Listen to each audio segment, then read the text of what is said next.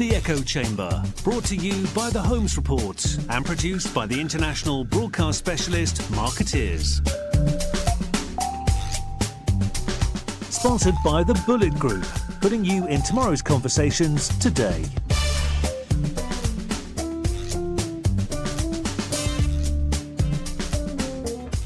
Welcome to the Echo Chamber podcast. This is Paul Holmes sitting in for Arun Sudaman. We are broadcasting from Cannes, and we are very fortunate to have with us today Jack Martin, the Global Chair and CEO of Hill & Knowlton Strategies. Thank you.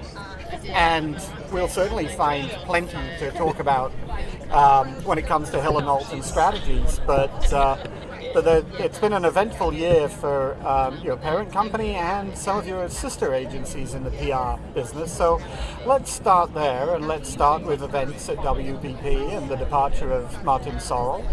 And tell me sort of, how much of a shock was that? How much of an impact has it had throughout the organization? And what does it mean for Hill & Knowlton, if anything? Well, it was a shock.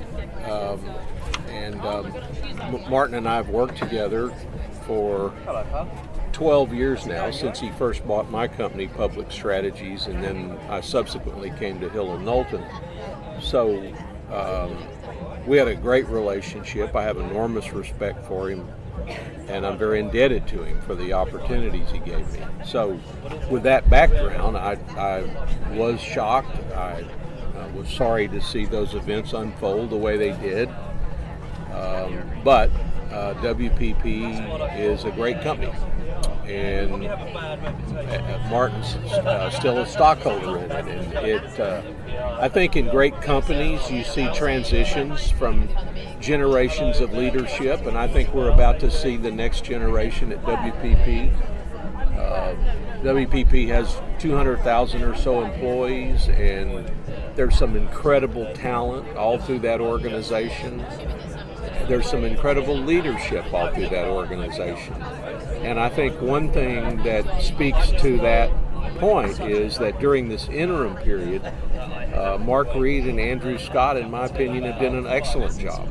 They've reached out to the individual CEOs. They've communicated to all the employees in a thoughtful and productive way about how we're going to move forward. So as much of a turmoil as that initially caused, I'm really proud of the way the organization's moved forward, and I'm really proud of them for the leadership they've shown, along with Roberto Corta, who took over, as you know, as the executive chairman. What's your feeling about the impact on the PR sector? Because obviously, Martin's departure triggered a number of articles from people who were not always huge fans of his support of the PR business, despite the fact that he bought three of the largest PR firms in the world. And then since the departure, there's been some speculation that there may be some WPP assets that end up on the chopping block because of this, including some of the PR agencies. Do you have a sense of... My own opinion, and this is just my own instinct, is that that's probably not going to happen. I think the PR firms at WPP are an integral part of the company. I think we share client responsibilities in a number of cases, like Ford and Intel and Shell. So I think that they're valued assets, and I think that the illusion, that the discussion I've seen about selling assets, I think somebody, I forgot who it was at WPP, clarified what they meant by that, and I think what I saw was they were talking about minority stakes. Now, we'll have a CEO, I hope soon, and we've got a board that's very aggressive in terms of their own print on the agency, so I think more will be revealed, but I don't anticipate that. If they ever decided to sell Hill & Knowlton, I'd be the first guy lined up at the front door trying to buy it. That's how strongly I feel about how good Hill & Knowlton is. Well, I'd love to see that, because I've been a huge proponent of management teams taking firms back from holding companies. But let me be clear, I have no indication that they're doing that, but I'm just saying if that ever did happen, I know one place they could find a buyer, and that'd be me, because I just deeply believe in the company, it's my team, our employees, and I think it's got a great future ahead of it. Okay. Well, even leaving the Sir Martin story aside, which is hard to do, it's been an interesting year so far for WDBJ PR agencies. Obviously, the merger of Burson and Cohen & Wolf. Burson was probably the most analogous firm to Hill & Knowlton in terms of its history and profile and historic emphasis on corporate and public affairs. And then the events at Ogilvy a couple of weeks ago with the refounding of the company and the absorption of PR into an integrated offer. I assume you've been following those quite closely. Are there any lessons from that for Hill & Knowlton? I think the direction Ogilvy's been on for the last year or so, if they've gone through their own transformation, I think I saw signs for a while now that they wanted to pull the PR component back into the main company. And I think that's worked for them for the most part. I think Stuart Smith, who was a key player in the PR sector, has the skill set to have a fairly broad platform in terms of being able to fit into the advertising world as well as the public relations world. He's an exceptional talent. And I think Chris Graves before him had the same DNA. So they've always had a little bit more of a bent at Ogilvy PR towards the advertising space just because that was their DNA. And so it's not a big surprise to me. The Burson thing honestly came as a bit of a surprise to me. Burson is 3 or 4 years ago was very similar to H+K, very same footprint. We sort of took a fork in the road and started investing in other aspects of the business, such as content and digital and social, and our creative hub in London is a good example of that. Our content shop, SJR, is another good example of that. So I feel like that we began to change our model a little more than Burson did several years ago. That's not to say there was anything particularly wrong with Burson. I think that Martin, in one of the last things he did, was decided that those two agencies ought to go together, and I think time will tell how that works out. They're both highly appreciated assets of WPP, and they've got great teams in each company. And now they've got the challenge of trying to put it together. Talking about the changes that you've made over the last few years, the content studio in London, SJR, do you feel like you've moved fast enough over the last few years, or do you think you've moved fast and you're not getting credit for it? Well, first of all, I'm awfully hard on myself. I always feel like I'm not moving fast enough, and I've been that way for almost all of my 64 years. I do think sometimes we don't get enough credit for the successes we've had in changing our model, but I also think that's our own fault. I come to this with a particular point of view that I think that this type of business is about attraction and not promotion, where I think you have to go do really good work and then you'll get your clients to pay attention to you. We're in a world right now where there's a whole lot of people trying to get attention for new ideas and change and insurgency type activities, and so I think that we could probably do a little better job of telling our story, and I put that on my responsibility, my own shoulders. Do you feel like there's still a fairly sharp division between the group SJR content business that you bought and the sort of legacy Hill & Knowlton business, or are those two things merging and integrating and Well, complementing each other? they're both really good. The SJR business that we bought is an exceptional business. It's unique. They've had great success since they came and joined us at Hill & Knowlton 4 years ago. Now this is the 5th year. So there will always be a uniqueness to that, and I think we have to be very careful not to try to take that away from them. At the same time, Alex Judkowitz, who's the leader of SJR, is had an interest in playing a broader role, and we've welcomed that. And so he's got a job right now as the head of Hill & Knowlton USA, and he's done a good job with that. He's melded those two cultures together, I think, pretty well. I think that it really boils down to where it impacts clients. And I think we've had some good success in clients where we've been able to combine H+K and SJR together for pitches and for work they're doing together. It's not to say that SJR doesn't have its own unique set of clients, which I'm delighted about because they're part of Hill & Knowlton. But I also think that what we've also done, and we've benefited from learning from SJR and its content offer, we've opened up an SJR operation in Canada that's headed by a former Hill & Knowlton employee, and that's been a great success. We also have taken the content model and used it in other places. So it's an asset that we've all benefited from and learned from.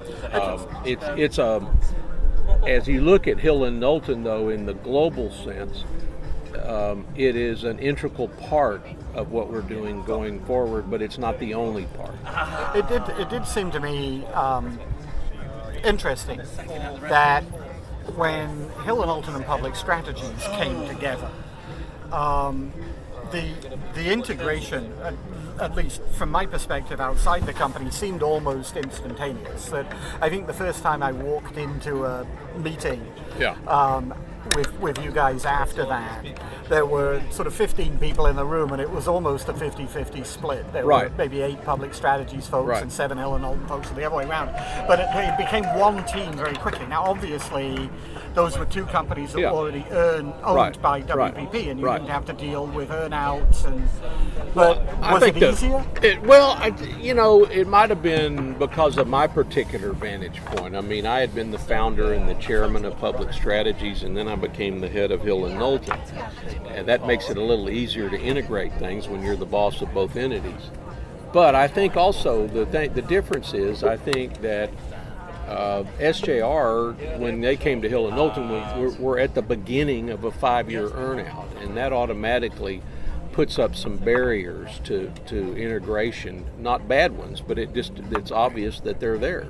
Whereas when Public Strategies joined Hill & Knowlton, we had just finished our earnout, and so there was a little bit more flexibility. I'll say that the DNA of Public Strategies almost immediately became an integral part of Hill & Knowlton. So today, when you look around Hill & Knowlton, there's a lot of senior talent at Hill & Knowlton that came from that PSI platform. Aaron Gentry, who's the U.S. president of H+K, is a PSI alum.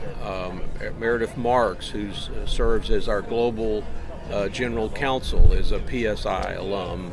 And so there's a lot of that happened very well, but we're now talking about 7 years after the fact. So I think that more will be revealed about those types of integration in the long term. I think we have the same issue in London, where in London we created from start a new offer. It's a creative center in London. They operate in effect as the creative hub for most of the company outside of the U.S. So we've been able to transport that to China. We've been able to use that, and particularly with other clients all over Europe. And we're going to continue to do that. But again, from an outside perspective, London and the EMEA region generally seems to be better integrated, better knit together. But it took a while. We've given them, I think, our EMEA Consultancy of the Year award 2 out of the last 3 years. And we're very proud of that. Recent one in Amsterdam. They just seem to have clicked or be firing on all cylinders. Well, but you got to look at the history of that. I mean, we got two great leaders there. We got Lars Eric, when I came on board at Hill and Knowlton 7 years ago, was in some sort of negotiation with WPP about buying his company back. And I quickly talked him out of that and gave him a regional role. And Richard Miller was not running the London. He was running the London office at the time, but didn't have an EMEA role. So the first thing we did is I took the region, split it in two, and gave each of them a role in it to see how they could collaborate and how they'd work together. So what you're seeing now in terms of the spirit of cooperation between the two of them, they worked at that very hard, and they each went into it with the understanding that they had a deep appreciation for the other. And therefore, it's after several years of that, it's been a huge success. Was there when you saw Burson Marsteller and the Cohn Wolf, which obviously gives Burson Marsteller a consumer marketing powerhouse engine that it didn't have before, and a very good one. And Ogilvy, which is a play to go after integrated marketing. Did that make you pause at all about the direction that Hill and Knowlton was going, either to say, we should go in on all in on marketing, PR, and consumer because that's obviously where the future is for WDBJ agencies, or to say, maybe we should see when everybody else is zagging and go double down on our corporate expertise? Or do you think there's or did you just say, well, no, that's nice for them, but we're on the right path already? I watched it with interest, and it does make the point that in the Marcom sector, that Cohn & Wolf was the best in WPP, and so now you have that asset there. And I would argue that Public Strategies was the best at what it did, and we had that asset that was brought to Hill and Knowlton. I don't think that you ought to look at it in the context of, well, all you have to do going forward for Hill and Knowlton is another combination. I think that what we need to do is, we've always been weaker in Marcoms than I'd like to be. But I think that in the last year or so, we've made some great strides in that. We've increased our Procter & Gamble work. We've increased other clients. And I think you can look for us to make investments in that going forward, but not necessarily of other companies. I'd rather see us invest in talent. And also, we have the added advantage of when there's cases where we've got a client that we need that expertise. There's nothing in the world wrong with reaching over to Cohn & Wolf and asking them to partner with us. I mean, we have the best of both worlds. We've got the best Marcom shop in the world right across the street at WPP, and there's not a thing wrong with doing projects together. Talk about the talent for a second, because again, Hill and Knowlton has had a history of recruiting or buying or naming as CEO superstars from the public affairs realm in particular. I go back to the days of Bob Gray and some of the folks, Frank Mankiewicz in that Washington D.C. office. The current leader of the firm, yourself, obviously comes out of a political public affairs background. Have you found it difficult to recruit superstars from the consumer marketing space, or do you think it's the people you have in that space are underappreciated or undervalued? Well, I think we don't have enough of them is the problem, and so I think we need to add some talent. The people we have in Marcoms are excellent. In New York, all over the world. I mean, our head of Marcoms in New York is world class. Our global head of Marcoms runs our P&G relationship. She's world class. I think, though, the answer to your question about public affairs, Public Strategies, when I started it 30 years ago this year, really started off with it was sort of crazy. I admit now that I really didn't know what I was doing. We had some political work, we had public affairs work, and over time we built a firm. And we clearly were one of the forerunners in what we now call public affairs. But over time we also began to do more corporate advisory work than we did anything else. So coming into this, I came into it with the perception, I think, that I was going to be too heavily tilted to public affairs or even to politics. And, ironically, if you look at what I've done at Hill & Knowlton, it's been almost the opposite direction. It's the creative shop in London. It's talking Alex Judkowitz into joining us at SJR. There are some today that think I've paid too little attention to public affairs. You won't get me back in politics. I was in that 40 years ago was my first political endeavor, and I have no interest in returning to partisan politics. Oh, I mean, I think when you took over Hill & Knowlton, I think there were probably three things that people said. He's not global, right? Right. He's only had domestic U.S. experience, a little bit of Mexico, but he's not global. He's not a consumer guy. He's not a digital guy. Well, when I first took over Hill & Knowlton, what you just meant, those were the kindest things people said.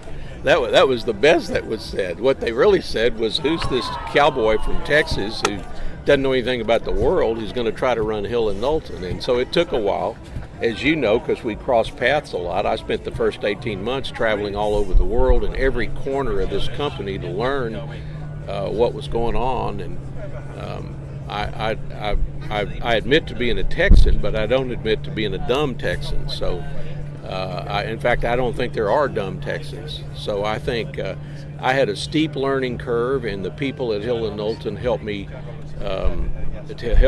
accomplish that. And I quickly kind of grasped what my vision was for a global company, and I'm proud of the fact now that I spend more time traveling than I do anything else. And so it's been a fascinating journey for me personally also, because I'm a kid who grew up as with a bunch of family that were cowboys and farmers, and my dad was a firefighter, and my first airplane ride was 19 years old. So to be sitting here in Cannes, France, describing to you how the last 5 or 6 years, I've become some sort of global resource is a little bit, I have to pinch myself a little bit. And I got to go back to Texas from time to time to make sure I don't forget where I came from. I don't think there's much danger of that for you or anybody else. Yeah. You haven't lost any of the accent. No, I hadn't lost the accent. And I've got this saying I liked, and that, what kind of person are you when nobody's looking? And that's really how I've lived my life. So there's not anything about that makes me try to hide who I am. A funny story was one night when I first took over in London, they had a dinner one night that I participated in, and some smart aleck gave me a guidebook to London, which was really meant to say, you have no idea what you're doing here. And they gave me a present, and it was a fairly large present. And so as I was leaving, I asked them to deliver it to me.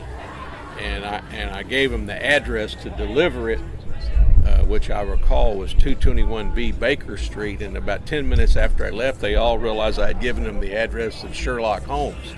So I think that at least that group thought that they might be dealing with a little more than a dumb Texan.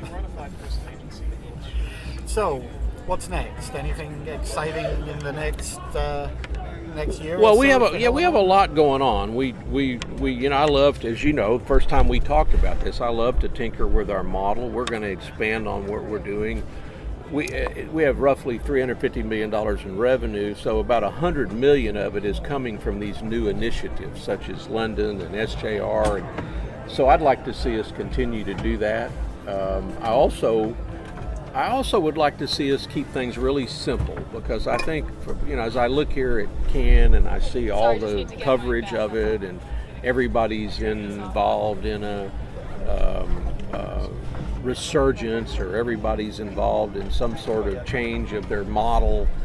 I think I go back to I want to get real simple about where we are. I think there's three things that really matter. One of them is the public, and the other one is our clients, and the other one is our employees, and they all are tied for first place with me. And if you remember, the first time we talked about this, probably 20 or 25 years ago, I had a notion even then that public had to be involved in. At the time, what we were doing was public affairs. And I think now I think as I look at these clients and I see these employees, particularly our younger employees, they don't really care what's going on in holding companies or who's starting one, and they don't really care who claims they've just reinvented themselves after 12 months. They want to know, are you giving us good advice about the public? Do you understand the public? And do you have the right talent?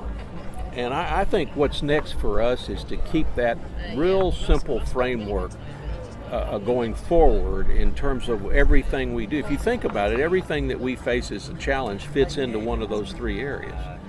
And so my focus has been for some time now on clients. I think these clients know that they're in a world of upheaval. And I don't necessarily think they want their agencies to be in a period of upheaval, but I think they know the world's in a period of upheaval, and I think they want us to give them our best advice. Now that, when you give people best advice about the public, that speaks to data, and that speaks to insights, and that speaks to all the things we're hearing about now that are big parts of the future. I worry a little bit about a lot of these offers that I see talked about as the hottest new thing. If you bundled all that stuff up, I worry that about 50% of it is a waste of money. The problem you have is that nobody can tell you which 50%. So I think the last thing I'll say is if you want to watch somebody that does this right, you got a front row seat to watch what happens next, because Randall Stevenson at AT&T has just closed that deal with Time Warner, which he's now calling Turner Media. And he's announced publicly, he said publicly, I saw him the other day on CNBC, that they're now going to make acquisitions in that space, in that Turner Media entertainment space. If you want to see how to do it right, watch Randall Stevenson. That DNA of that company is making smart acquisitions. They've done it since they were in St. Louis with Southwestern Bell. Randall just pulled off the biggest acquisition and took the biggest gamble of almost any CEO I've seen. And now watch what he does next. His strategy and his discipline and his knowledge of this is going to teach everybody, I believe, how to do it. And I think you won't see him make many wrong moves, but I think you will see him enter this space that we're talking about as far as the future platforms. But I think I think everybody can go to school on how he does it, because it's going to be with more sophistication than almost anybody else. Well, it'll be interesting to watch. So yeah. AT&T is a company with a rich heritage in public relations, going back to Arthur Page and that's right, and more recently Marilyn Lowry and some real giants of our industry. They're I guess a media company now, which makes them very, very interesting to us. That's good, but they're a media company, but at the same time, everybody that in the future going forward that has anything to do with gaining information, for the most part, is going to have this. I'm holding in my hand an AT&T iPhone 10, and everybody is going to start with this platform, or maybe an iPad or something like it. So you think about the brilliance of what they've just done, because they're in both places. So I think that's going to be the story to watch. Interesting times. All right, thank you. Thank you, Jack. Thank you. All right, thanks. Great to see you. You've been listening to The Echo Chamber. Brought to you by The Holmes Report and produced by Marketeers. Sponsored by the Bullet Group, putting you in tomorrow's conversations today.